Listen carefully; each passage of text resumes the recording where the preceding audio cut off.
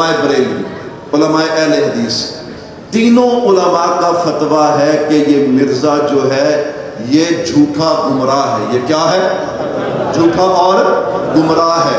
اور میں نے کہا تینوں مسلک کے علماء اس کے دروازے پہ گئے ہیں کہ باہر نکل، ہم بھی دیکھیں تیرا علم کیا ہے، لیکن وہ باہر نہیں نکلتا۔ یہ اس کے جھوٹے ہونے کی سب سے بڑی دلیل ہے۔ اسے پتہ ہے کہ جس دن میں علماء کے سامنے بیٹھا میری ہوا کیا ہو جائے گی؟ میری ہوا نکل جائے گی۔ میرے بھائیوں، مرزا محمد علی جیلمی فتنہ ہے، اور آج کے زمانے کا بہت بڑا فتنہ ہے۔ توجہ کیجئے گا، اس نے اپنے کام کا آغاز کیا تو کہاں سے کیا؟ صالحین سے۔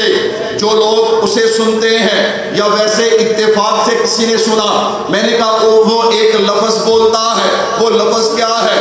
پنجابی کا لفظ ہے، کہتا ہے اللہ اکبر اللہ اکبر، اے بابے تا شے کچھ نہیں، اے بابے تا اللہ اکبر۔ یہاں سے اس نے بات کا آغاز کیا، اے بابے تا شے کچھ نہیں۔ اور پھر کیا کرتا ہے؟ دو چار کرامات لا کے بندے کہتے ہیں یار واقعی ہی اگر اللہ کے ولی ایسے ہیں، یہ تو نعوذ باللہ شرک کر رہے ہیں۔ میں نے کہا عجیب بات ہے۔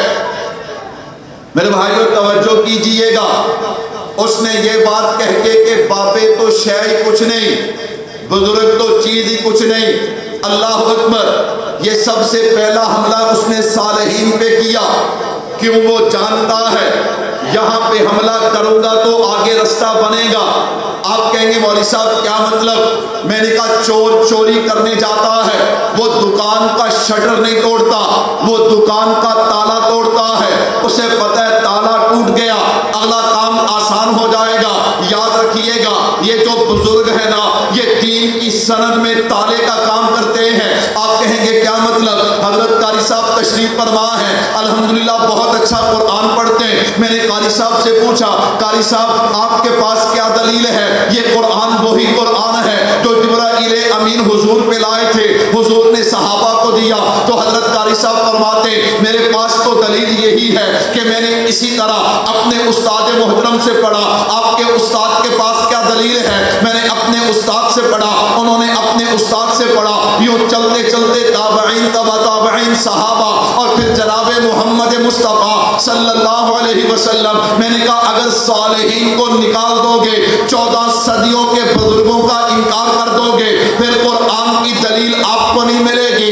یہ قرآن وہی قرآن ہے، یہ ثبوت آپ کو نہیں ملے گا۔ میں نے کہا آپ کو اندازہ نہیں ہے مرزا محمد علی جیلمی اس نے کتنا بڑا حملہ کیا، یہ کہہ کے کہ بزرگ تو چیز ہی کچھ نہیں، بابے تا شے کچھ نہیں، صالحین تو چیز ہی کچھ نہیں۔ میرے بھائیوں یاد رکھیے گا، اگر بزرگوں کو درمیان سے نکال دیا جائے، نہ قرآن بچتا ہے، نہ حدیث بچتی ہے، نہ سنت بچتی ہے، کہو بے شک۔ مثال کے طور پہ ابھی انشاءاللہ بچیوں کی بخاری شریف کا آخری سبق ہمارے شیخ پڑھائیں گے۔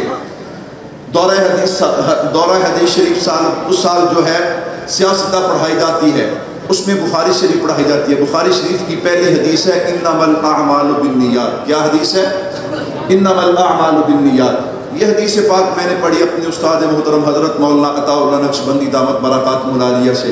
انہوں نے حضرت مفتی عبد القادر رحمۃ اللہ علیہ سے کبیر والا میں، انہوں نے مفتی علی محمد رحمۃ اللہ علیہ سے، انہوں نے حضرت مولانا حسین احمد مدنی رحمۃ اللہ علیہ سے، انہوں نے حضرت شیخ الہند رحمۃ اللہ علیہ سے، اور انہوں نے حضرت مولانا قاسم نانوتوی رحمۃ اللہ علیہ سے۔ یوں سلسلہ چلتا ہے امام بخاری تک، امام بخاری سے لے کے سیدنا فاروق اعظم رضی اللہ تعالیٰ عنہ تک، اور سیدنا فاروق اعظم رضی اللہ تعالیٰ عنہ نے یہ حدیث پاک سنی امام الانبیاء صلی اللہ علیہ وسلم سے۔ میں نے کہا اگر درمیان سے بزرگوں کو نکال دو گے پھر حدیث کا ثبوت بھی نہیں ملے گا۔ میں نے کہا بھائیو اس لیے اس نے سب سے پہلے صالحین پہ حملہ کیا ہے، اللہ اکبر اللہ اکبر، لیکن اسے پتہ نہیں ہے تو چھوٹا مرزا ہے، ہم نے بڑے مرزے کو بھی معاف، بولو یار بڑے مرزے کو بھی معاف۔ اب اس نے صالحین پہ حملہ کیا، پھر اس ظالم نے قدم آگے بڑھایا۔ اس نے قدم سمجھ آ رہی ہے کہ نہیں آ رہی؟ اس نے قدم کیا کیا؟